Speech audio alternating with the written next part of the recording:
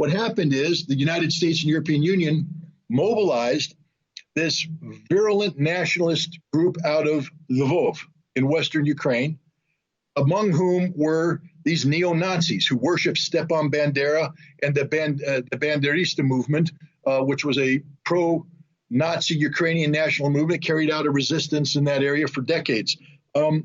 These guys came in and took over Maidan, violently overthrew the legitimate president of Ukraine, and then imposed themselves through force of violence into the Ukrainian body politic. To give you an example of how powerful they are, when Poroshenko, who was the president before Zelensky, negotiated the Minsk Accords in 2014, 2015, he agreed that all they had to do is give a special autonomous situation to their status to the Donetsk and Lugansk, and they would stay part of Ukraine.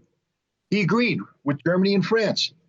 Then he came back, and the neo-Nazis said, you try and implement that, we'll kill you. Americans get upset with a bunch of rioters taking the capital and then leaving the same day.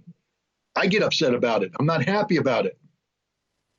But it ain't an insurrection. An insurrection is what happened in Ukraine. It's happening every day. Zelensky was told he was elected to be the president who brought peace.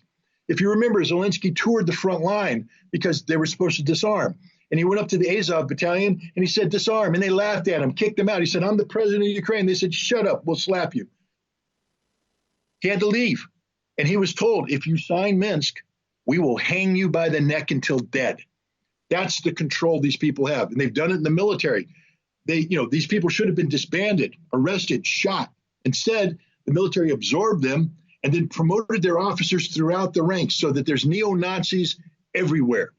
And the biggest embarrassment of all is when British, American, and Canadian troops go to Ukraine to train that military and NATO tactics, NATO equipment. The photographs show that they're training the Azov battalion because those were the first units Ukrainian military brought forward for training. We trained Nazis.